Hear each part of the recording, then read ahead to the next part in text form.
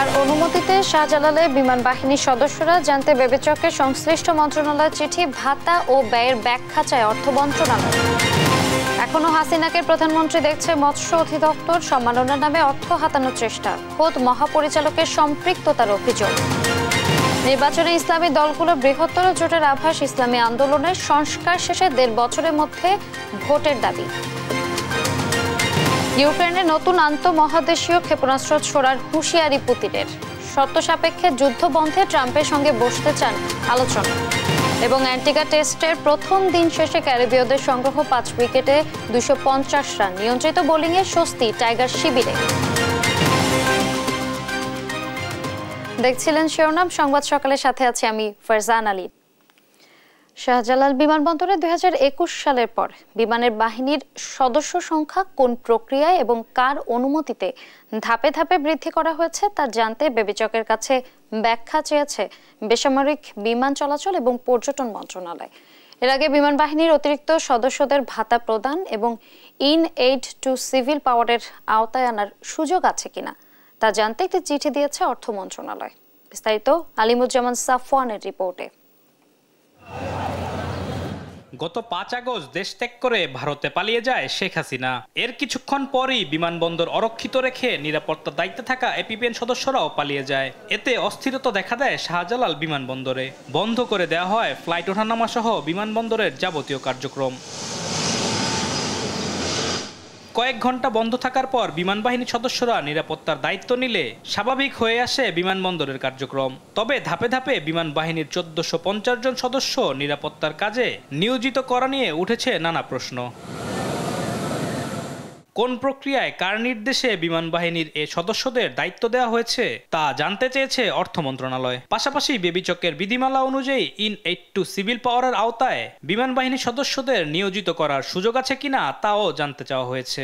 বিমান বাহিনীর সদস্যদের ভাতা প্রদান ও বিবেচকের বার্ষিক আয় ব্যয়ের সাথে এর খরচ সামঞ্জস্যপূর্ণ হবে কিনা তার তথ্য চেয়েছে অর্থ মন্ত্রণালয়ের উপসচিব স্বাক্ষরিত এ চিঠিতে। এদিকে গত 3 নভেম্বর বেসামরিক বিমান চলাচল ও পর্যটন মন্ত্রণালয়ের পৃথক আরও একটি চিঠিতে 2021 সালের অনুমোদিত সংখ্যা হতে ধাপে ধাপে বিমান বাহিনীর সদস্য সংখ্যা বৃদ্ধির বিষয়ে ব্যাখ্যা চাওয়া হয়েছে। তবে বিমানবন্দরের সার্বিক নিরাপত্তার দায়িত্ব বেবিচকের রয়েছে বলে জানান বেবিচক প্রধান। তো নিরাপত্তার দায়িত্ব কার 84 অনুযায়ী সিভিল এভিয়েশন অথরিটি চেয়ারম্যানকে পুরো দায়িত্ব দেওয়া হয়েছে। কে কোথায় কোন ডিউটি করবে, কোন রেসপন্সিবিলিটি কমপ্লিটলি দায়িত্ব তার। সেই অনুযায়ী সমস্ত দায়িত্ব ভাগ করে দিয়েছে, সবাই তার জায়গার মতো দায়িত্ব পালন করছে। এখন একটা এয়ারপোর্টে কিন্তু 24টা অর্গানাইজেশন আপনার কাজ করে, তো 24টা অর্গানাইজেশনের ভিতরে কিন্তু ভালো সম্পর্ক থাকা দরকার। টার্মিনাল কারো অফিস নিয়ে বসে থাকার জায়গা নয় বলেও মন্তব্য করেন তিনি। থার্ড টার্মিনালে কিন্তু আমরা যেটা করব সেটা হলো আমাদের প্যাসেঞ্জার ফ্রেন্ডলি করবো, অফিস বেজ না, সবাই অফিস নিয়ে বসে থাকবে এরকম না। This will B a professional airport, it's a terminal, it's not a airport. কিন্তু এয়ারপোর্ট কিন্তু পুরোটাই মিলে এয়ারপোর্ট, টার্মিনাল 1, টার্মিনাল 2, টার্মিনাল 3।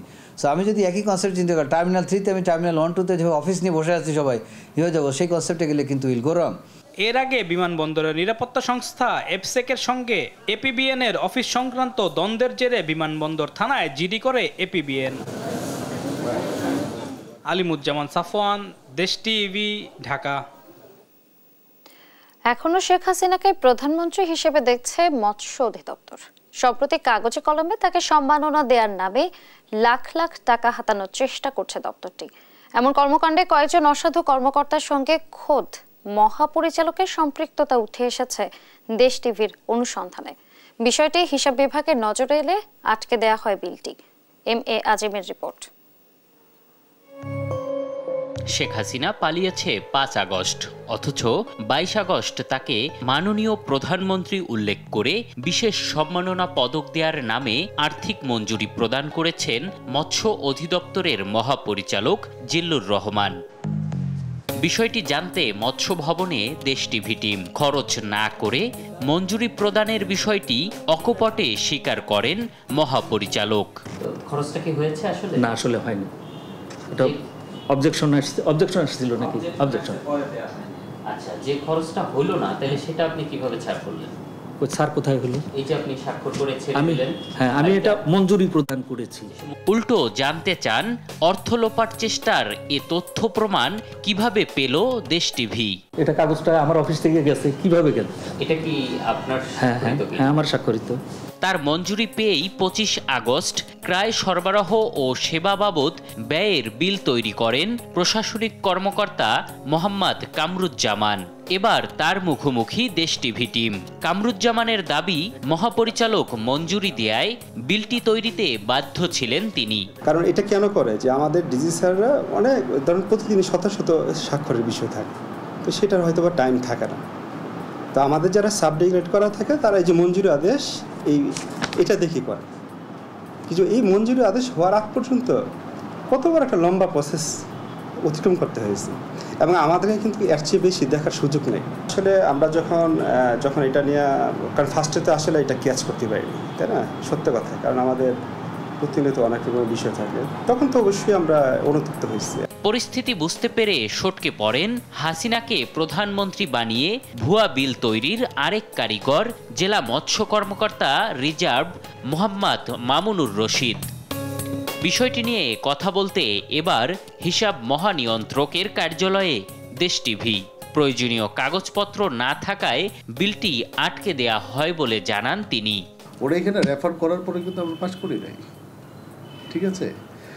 আর মনে করেন একটা বিল পাস করার ক্ষেত্রে কিছু কিছু জিনিস থাকে যে এখন নাই, তার বিল আমি পাস করবো কীভাবে?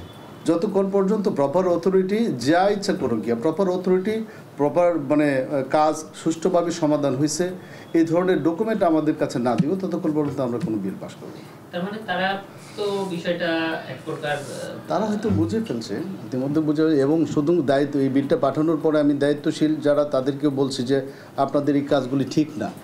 পালিয়ে যাওয়া সাবেক প্রধানমন্ত্রী শেখ হাসিনাকে সম্মাননা জানাতে ক্রেস্টের বিল ধরা হয়েছিল 1,71,100 টাকা। এম এ আজিম, দেশ টিভি, ঢাকা। আগামী জাতীয় নির্বাচন সামনে রেখে ইসলামী দলগুলোর বৃহত্তর জোট হতে পারে বলে আভাস দিয়েছেন ইসলামী আন্দোলন বাংলাদেশের আমির মুফতি সৈয়দ মোহাম্মদ রেজাউল করিম।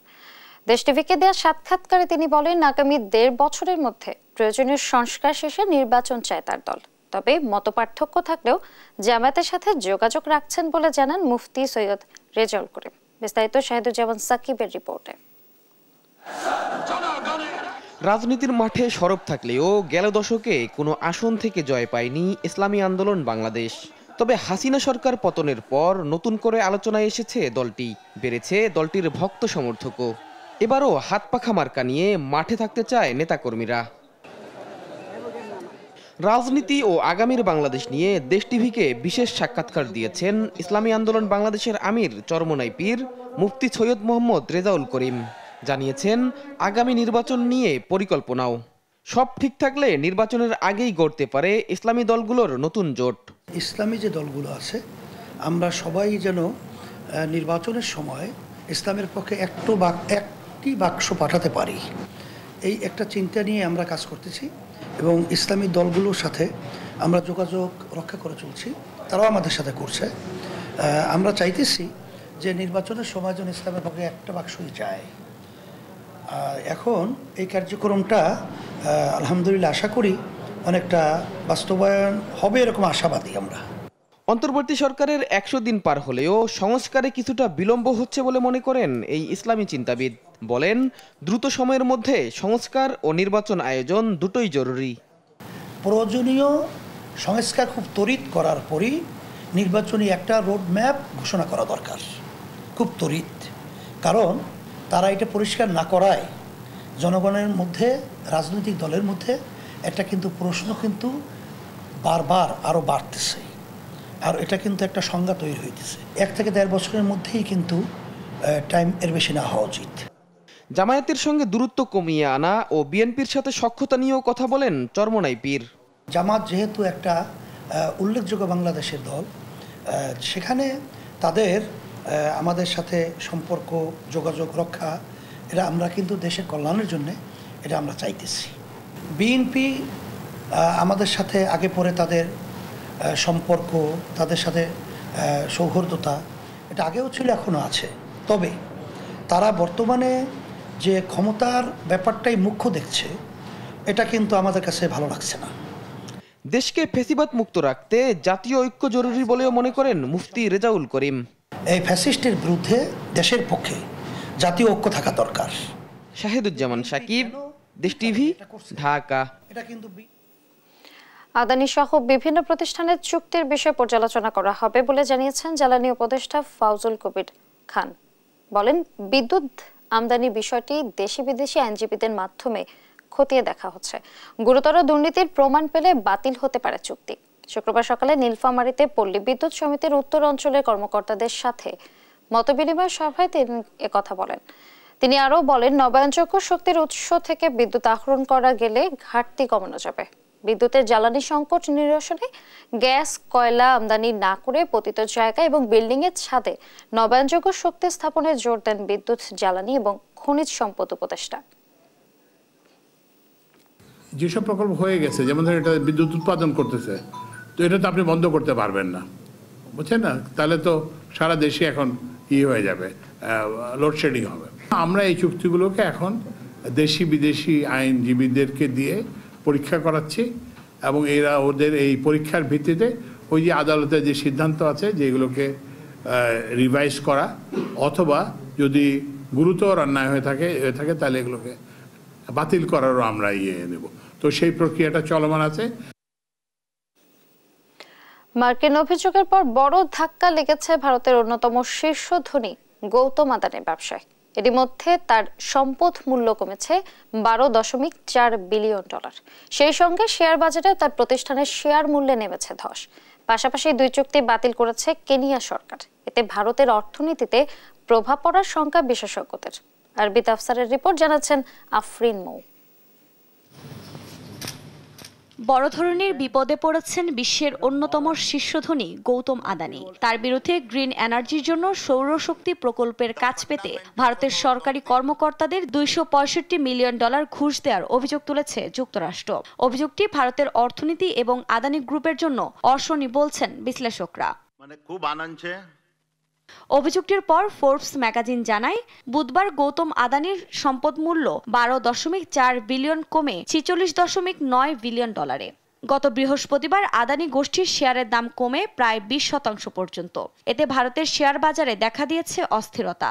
আদানি গ্রুপ সংস্থাগুলোর বাজার মূল্য বৃহস্পতিবার হ্রাস পায় 34 বিলিয়ন ডলার। এতে ভারতের অর্থনীতিতে কিছুটা ধাক্কা লেগেছে। মার্কেটে আমরা যা দেখছি, আদানি শেয়ারের 20 থেকে 25% দরপতন হয়েছে। এখনো তা নামছে। আদানি গ্রুপ যুক্তি দিয়ে পরিস্থিতি সামাল দিতে পারলে আবার শেয়ারের দাম বাড়ার সম্ভাবনা আছে। দেশ ছাড়িয়ে ধস নামতে শুরু করেছে বিদেশি চুক্তিগুলোতেও। এরই মধ্যে আদানির সঙ্গে হওয়া 2টি বড় চুক্তি বাতিল করেছে কেনিয়ার প্রেসিডেন্ট। যুক্তরাষ্ট্রের প্রসিকিউটররা আদানির বিরুদ্ধে জালিয়াতির অভিযোগ আনার পর এই সিদ্ধান্ত নেয় কেনিয়া প্রশাসন। আদানি গ্রুপ কেনিয়ার প্রধান বিমানবন্দরে 1.85 বিলিয়ন মার্কিন ডলার বিনিয়োগের পরিকল্পনা করেছিলেন। চুক্তি অনুযায়ী 30 বছরের জন্য পরিচালনা করার কথা আদানি গ্রুপের। সাথে বিদ্যুৎ লাইন নির্মাণেও 736 মিলিয়ন মার্কিন ডলারের একটি চুক্তিও ছিল কেনিয়ার জ্বালানি মন্ত্রণালয়ের সাথে। অংশীদার দেশগুলো আমাদের কাছে যেসব তথ্য সরবরাহ করেছে তার কারণে আমি পরিবহন মন্ত্রণালয়, জ্বালানি ও পেট্রোলিয়াম মন্ত্রণালয়ের মধ্যকার সংস্থাগুলিকে পাবলিক প্রাইভেট পার্টনারশিপ লেনদেনের চলমান প্রক্রিয়া বাতিল করার জন্য নির্দেশ দিয়েছি। এদিকে আরও অভিযোগ সামনে এলে সামনের দিনগুলো আদানির জন্য ভয়াবহ হতে পারে বলে শঙ্কা বিশ্লেষকদের। নিউজ ডেস্ক, দেশ টিভি। সড়কে বিশৃঙ্খলা এবং অপরাধ দমনে মধ্যরাতে রাজধানীর শহরে চেকপোস্ট বসিয়ে অভিযান পরিচালনা করেছে সেনাবাহিনী। অভিযানে আইন অমান্যকারী মোটরসাইকেল এবং যানবাহনগুলোর বিরুদ্ধে শাস্তিমূলক ব্যবস্থা নেওয়া হয়েছে। আরও জানাচ্ছেন সহকর্মী NI নাহিদ। রাতে রাজধানীর সড়কে সড়কে পুলিশ ও সেনা টহল। আইন শৃঙ্খলা নিয়ন্ত্রণে চেকপোস্ট বসিয়ে চালানো হয় তল্লাশি। গত রাতে রাজধানীর মগবাজারে হাতিরঝিল থানা ও সেগুনবাগিচা শিল্পকলা ক্যাম্প আর্মি যৌথভাবে চেকপোস্ট বসিয়ে অভিযান পরিচালনা করে। এ সময় হেলমেট ছাড়া মোটরসাইকেল আরোহী, ড্রাইভিং লাইসেন্স না থাকায় অনেকের বিরুদ্ধে সড়ক পরিবহন আইনে শাস্তিমূলক ব্যবস্থা নেওয়া হয়। রাতের পরিস্থিতি স্বাভাবিক রাখতে পুলিশ সেনার এমন যৌথ অভিযানে খুশি সাধারণ মানুষ। এই রোডটাতে প্রচুর পরিমাণ ছিনতাই হয়, ওই সাইডটাও খুব ছিনতাই হয়। তো যৌথ অভিযানটা সক্রিয় পুলিশ সহ যেখানে আছেন, এটা আমি মনে করি খুব ভালো এবং অথেন্টিক। ভালো হয়েছে, আমাদের জন্য আসলেই অনেক ভালো হয়েছে। মাঝখানে তো অনেক কিছু ছিল, এখনকার যে সিচুয়েশন সেই সিচুয়েশন অনুযায়ী এটা আসলেই দরকার ছিল। আগামী দিনগুলোতে আমরা চাই এরকম সক্রিয় থাকুক সেনাবাহিনী, পুলিশ। আইন শৃঙ্খলা পরিস্থিতি স্বাভাবিক রাখতে দিনের পাশাপাশি রাতেও নিয়মিত এমন অভিযান চলমান থাকবে বলে জানায় বাংলাদেশ সেনাবাহিনী। এনআই নাহিদ, দেশ টিভি, ঢাকা। নিত্যপণ্যের দাম কমাতে না পারলে অন্তর্বর্তী সরকারের ওপর জনগণের আস্থা কমে যাবে বলে মন্তব্য করেছেন বিএনপির সিনিয়র যুগ্ম মহাসচিব রুহুল কবির রিজভী। আর নির্বাচন কমিশন গঠন গণতন্ত্রের পথে একটি পদক্ষেপ উল্লেখ করে কথার চেয়ে কাজ বেশি করে নিজেদের প্রমাণ করতে নির্বাচন কমিশনের প্রতি আহ্বান জানিয়েছেন বিএনপি চেয়ারপারসনের উপদেষ্টা অ্যাডভোকেট সৈয়দ মোয়াজ্জেম হোসেন আলাল। বিস্তারিত সাইফুল রিপনের প্রতিবেদনে। ফ্যাসিস্ট আওয়ামী লীগ সরকারের নারকীয় গণহত্যার প্রতিবাদে নয়াপল্টনে দলের কেন্দ্রীয় কার্যালয়ের সামনে বিক্ষোভ সমাবেশের আয়োজন করে জাতীয়তাবাদী রিকশা ভ্যান অটো চালক দল। সকল অপরাধের নিরপেক্ষ বিচার করতে হবে। সমাবেশে গণহত্যার দায়ে পতিত আওয়ামী লীগ সরকার প্রধান ও তার দোসরদের দেশে এনে বিচারের দাবি জানান বক্তারা। বলেন, নিত্যপণ্যের দাম নিয়ন্ত্রণ রাখা সহ জনজীবনের স্বস্তি দিতে প্রয়োজন একটি নির্বাচিত সরকার। বাংলাদেশের সকল পেশার সকল শ্রেণীর মানুষের দাবি তুলতে হবে। সেই ভারতকে, শেখ হাসিনাকে বাংলাদেশের আইনের আওতায় নিয়ে আসার জন্য বাংলাদেশের সরকার হাতে তুলে দিতে হবে। আপনাদের ঘামের মধ্য দিয়ে, আপনাদের রক্তের দেয়ার মধ্য দিয়ে আমরা শেখ হাসিনাকে বিদায় করছি, কিন্তু এখনো কি গণতন্ত্র পাইছি আমরা? জিনিসপত্রের দাম কমছে, চাল ডাল তেলের দাম কমছে, বন রুটির দাম কমছে? কমে নাই। এটার জন্যই দরকার একটা নির্বাচিত সরকার। দলের সিনিয়র যুগ্ম মহাসচিব রুহুল কবির রিজভী বলেন, নিম্নআয়ের মানুষের সুখ ফিরিয়ে না আনতে পারলে আন্দোলন, সংগ্রাম ও অভ্যুত্থানের আত্মত্যাগ ব্যর্থ হবে। আলুর কেজি তো 70 থেকে 75 টাকা এখনো যদি থাকে, তাহলে মানুষের যে বিশ্বাস একটি গণতান্ত্রিকভাবে গণতন্ত্রের চেতনার প্রতি একটি সরকার, অন্তর্বর্তীকালীন সরকার, সেই সরকার মানুষের যে আস্থা, সে আস্থা তো কমতে থাকবে। আজকে ডিম, আজকে তেল, এইটা কয়েকটা কোম্পানি এখনো নিয়ন্ত্রণ করছে এর দাম। সেই কোম্পানিগুলোকে আপনারা ধরছেন না কেন? এর আগে জাতীয়তাবাদী প্রচার দলের 13তম প্রতিষ্ঠা বার্ষিকী উপলক্ষে বিএনপির প্রতিষ্ঠাতা জিয়াউর রহমানের সমাধিতে শ্রদ্ধা জানিয়ে বিএনপি চেয়ারপারসনের উপদেষ্টা সৈয়দ মোয়াজ্জেম হোসেন আলাল জানান, নবগঠিত নির্বাচন কমিশনের ওপর আস্থা রাখতে চায় বিএনপি। নতুন নির্বাচন কমিশনের উপরে আস্থা রাখতে চাচ্ছি, তবে আমাদের অনুরোধ থাকবে যে কথা কম বলে বেশি কাজ দিয়ে সেটা প্রমাণ করার চেষ্টা করা উচিত। শুরু থেকেই একটু কম কথা, একটু বেশি কাজ, তাহলে আমরা আশান্বিত হব যে না, যেটুকু বলেছেন এটুকু বাস্তবে আসলে দেখা যাবে। পতিত আওয়ামী লীগ সরকারের সময় অন্যায়ভাবে কেড়ে নেয়া খালেদা জিয়ার সেনানিবাসের বাসভবন ফিরিয়ে দিতে ব্যবস্থা নিতে অন্তর্বর্তী সরকারের প্রতি আহ্বানও জানান মোয়াজ্জেম হোসেন আলাল। এই সরকারের পক্ষ থেকে এমন কোনো পদক্ষেপ গ্রহণ করা হোক যাতে তিনি আবার তার সেই হৃদয়ের ক্ষতটাকে সারিয়ে উঠতে পারেন। সাইফুল রিপন, দেশ টিভি, ঢাকা। নির্বাচনের দিকে এগিয়ে যেতে সব রাজনৈতিক দল এবং ছাত্র জনতার প্রতি আহ্বান জানিয়েছেন বিএনপির মহাসচিব মির্জা ফখরুল ইসলাম আলমগীর। নির্বাচন যত দ্রুত হবে ততই দেশের মানুষের জন্য মঙ্গল বলেও মন্তব্য করেন তিনি। শুক্রবার সন্ধ্যায় যশোর বিডি হলে জেলা বিএনপির আলোচনা সভায় প্রধান অতিথির বক্তব্যে এ সকল কথা বলেন তিনি। বিএনপির নাম ভাঙিয়ে কেউ অরাজকতার সৃষ্টি করলে তাদেরকে কঠোর হস্তে দমন করতে জনগণের প্রতি আহ্বান জানান মির্জা ফখরুল।